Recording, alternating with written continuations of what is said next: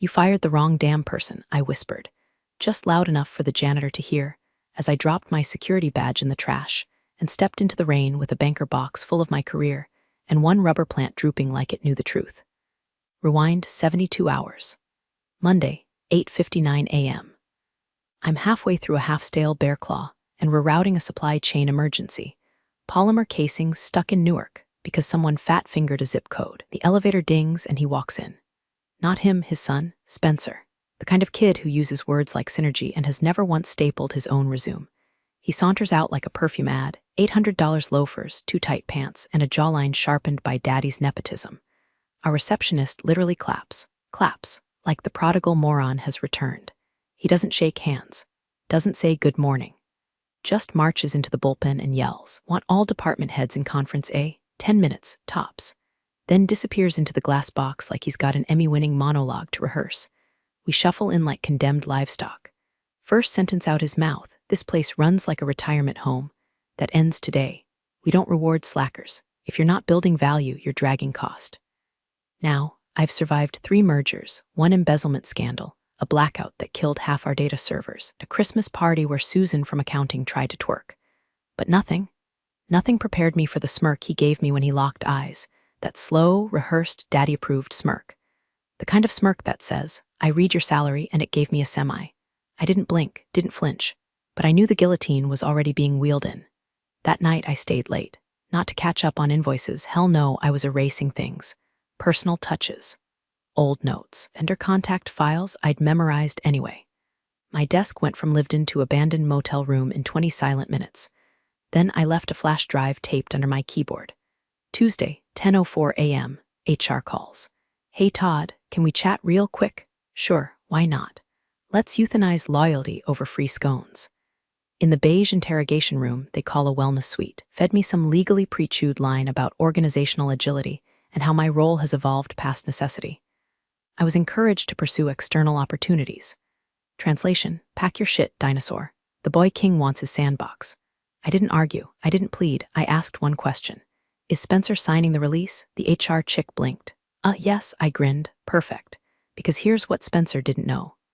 Last fall, Mid-State Plastics, vendor we'd used for 15 years, was one board vote away from collapse. I personally renegotiated their contracts to keep their heads above water. They called me the quiet savior. I called it Tuesday. But Spencer, he had no idea that without Mid-State, 70% of our production pipeline goes dry. That the casings, the molds, the custom flex rig parts, they don't magically appear in a drone drop.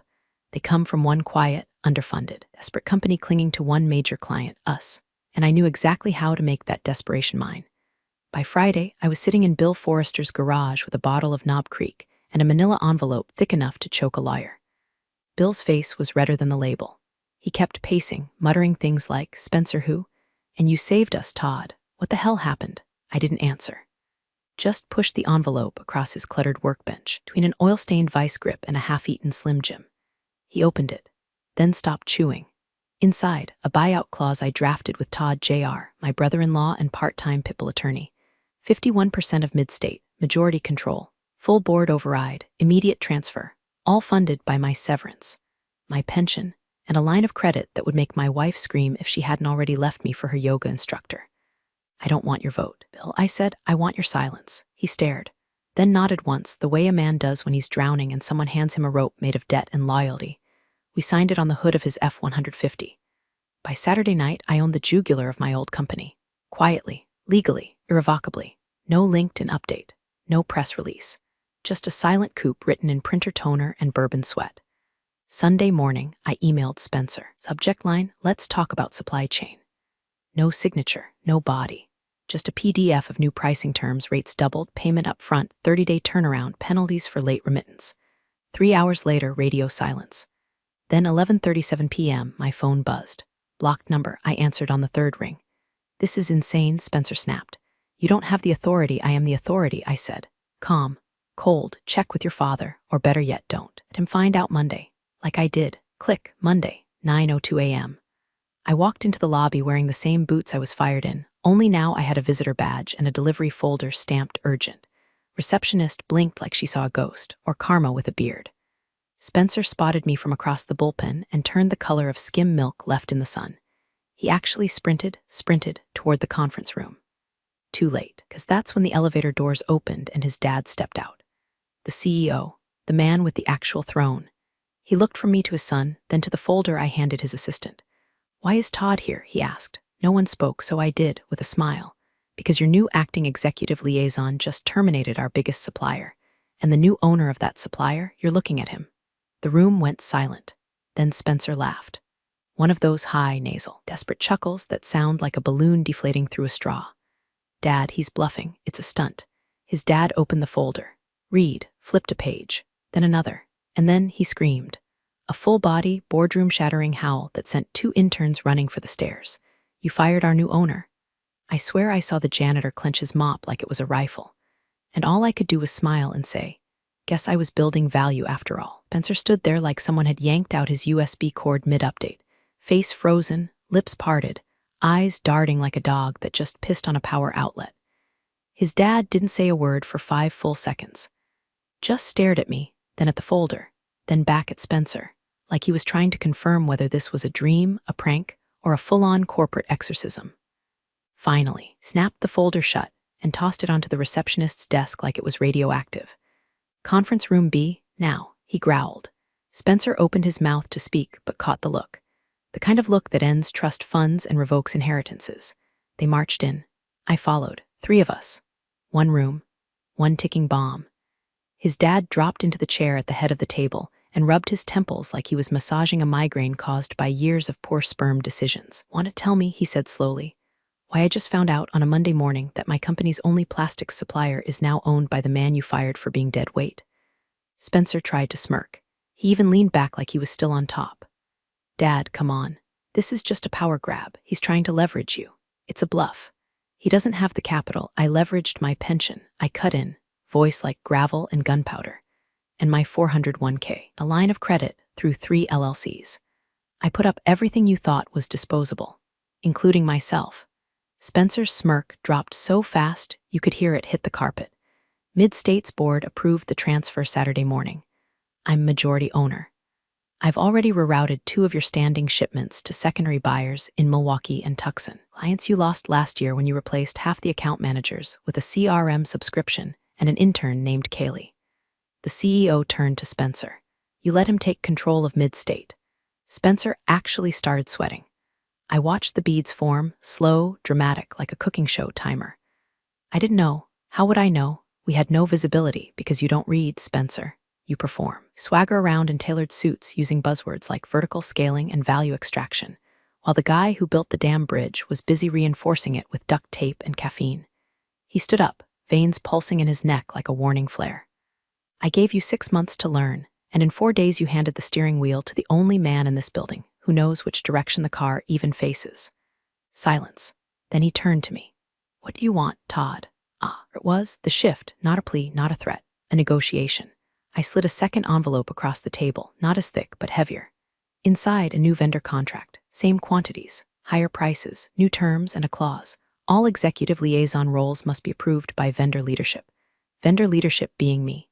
Spencer lunged like he was going to snatch the folder, but his dad slammed a palm down that rattled the pens.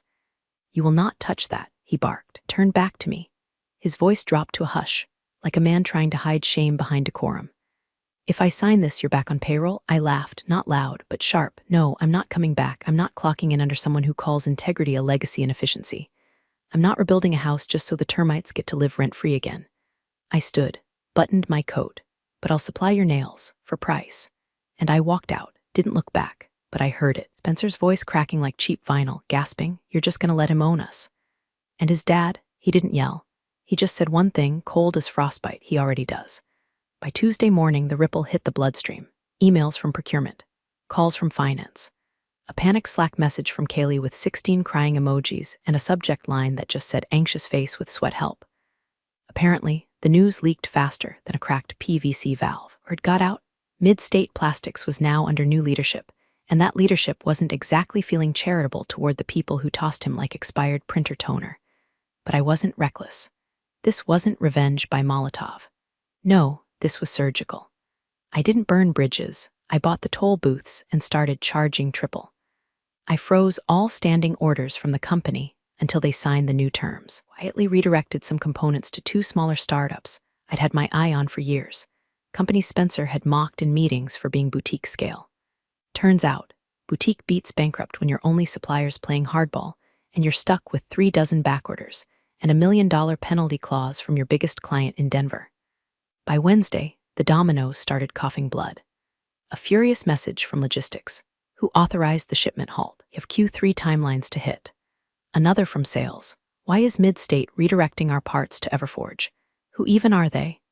And my personal favorite, an all-caps beauty from the CEO himself, call me ASAP. I didn't.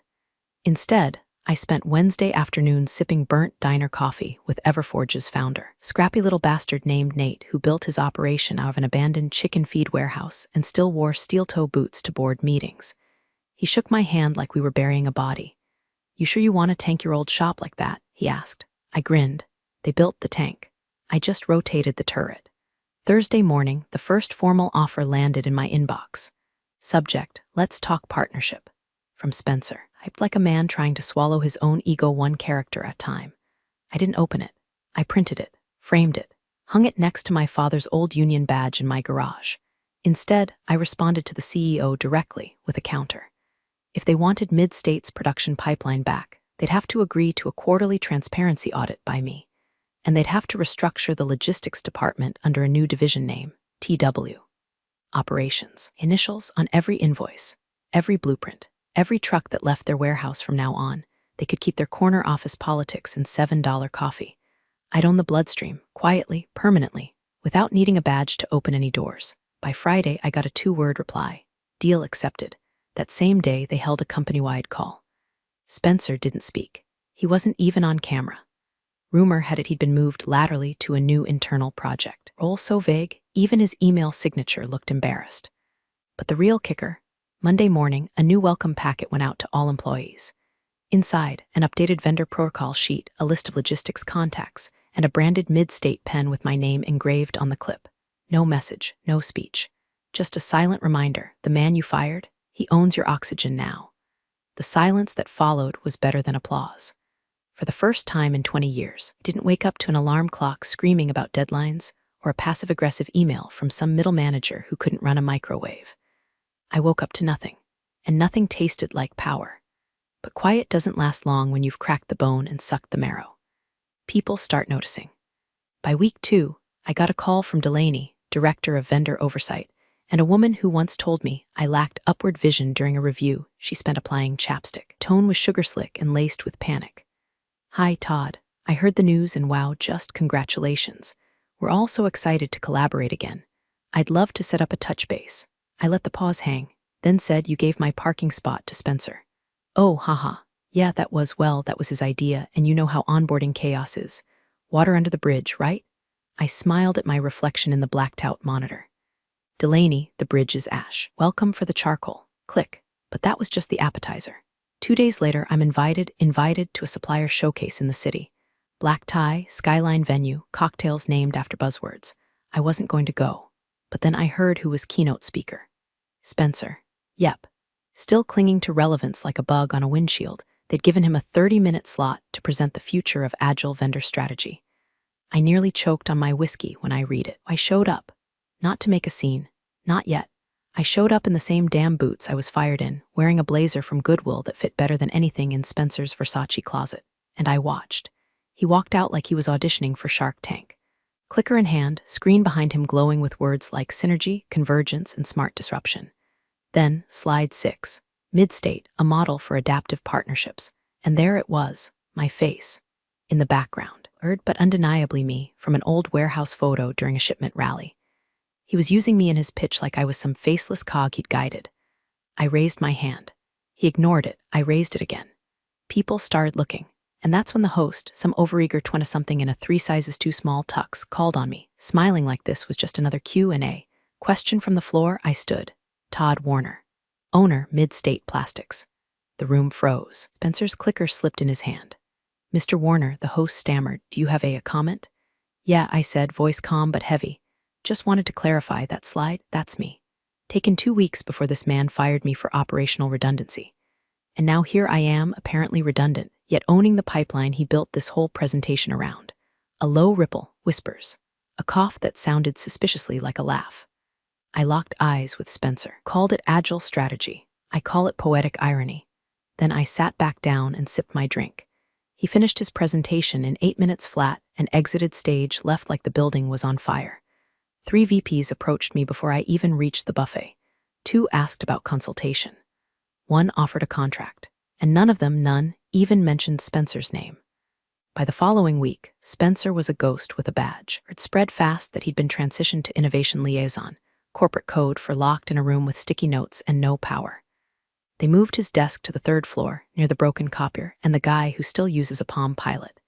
His emails came through once a day, always CC'd to legal, always signed with some new, desperate title. He even tried messaging me directly. Just a subject line, can we meet? No body. No apology. Just that 5-word breadcrumb from a man watching the empire he inherited rot under his loafers. I never replied, because by then, I had bigger plans. See, when you own the artery, you don't just bleed the beast, you restructure the heart. I started sniffing out other weak points in the company. 2nd-tier vendors, leveraged to the bone, overseas fulfillment centers, 1 customs delay away from collapse, ridiculous over-reliance on proprietary bolts that I had sourced 15 years ago from a guy named Arlo, who now owed me 3 fishing trips and his 2nd divorce. I started consolidating, quietly, bought up 2 minor competitors in Arizona and Michigan, mid-size, underloved, and sitting on warehouse gold mines, rebranded them under TW, Industrial Holdings. I didn't need a PR campaign. Just invoices. A lot of red ink turned black with my signature on it. Meanwhile, the company that fired me, they had no clue why lead times were slipping, why suddenly their discount brackets evaporated, or why a routine quote for 5,000 units now came with a 4-week delay and a payment clause that read, at discretion of supplier principal. Every clause, every delay, every inconvenience, they were mine. And they felt it. By month's end, got another call from the CEO himself. This time, he didn't bark. He didn't posture. He asked. Todd, he said, with that corporate humility that tastes like swallowing nails, we want to propose something more permanent. A board seat, strategic control over the supply arm. We think your insight could help us rebuild stronger. I didn't answer right away. Instead, I scheduled a lunch. Neutral ground. A mid-tier steakhouse near the interstate. Booth in the back. I wore my oldest flannel and brought a yellow legal pad covered in scribbled figures, just to remind him who still worked for a living. He showed up in a tailored suit that tried real hard to forget it once hired his own son. He opened with small talk, weather, golf. I cut him off. Let's get something straight, I said, setting the pad down. I'm not coming back. I'm not wearing the badge. I'm not giving you access to my infrastructure just because you suddenly realized my absence came with teeth. He nodded slowly. Didn't argue. He knew better. What are you willing to give? He asked. I smiled. Flipped to page 2 of my legal pad. It was a list, a long one. 10-year exclusive vendor contract with annual escalators, mid-states, full branding autonomy, right to veto any executive appointment in supply or logistics, 15% equity in their emerging tech subsidiary, and a clause that would make Spencer's name a red flag on any future hiring document. He looked at it. Blinked. Looked again. This is a lot. No, I said. This is consequence. He signed. Didn't even haggle. As he slid the contract back across the table, I saw it in his eyes, the full weight of understanding. He hadn't lost an employee. He'd minted a king. By the time Q2 reports dropped, I was in 6 states and 3 time zones, quietly fueling the machines they thought would grind without me. I didn't need a throne. I built a switchboard. Every order, every shipment, every pivot in their logistics plan now passed through hands with grease under the nails and my name on the ledger. Their quarterly shareholders call, a comedy show with charts. Revenue flatlined. Client churn spiked. One analyst flat out asked, "Is it true your core supplier now owns partial stake in your future tech wing?" Silence. Then Spencer's name was officially dropped from the executive registry. No farewell memo. No HR tearjerker. He just evaporated. Rumor was, he tried to interview at a startup in Boston and got laughed out of the room when someone recognized the mid-state clause on his CV, my clause. Blacklisted by proxy. Poetic justice? Sure. But I wasn't done. I needed a finale.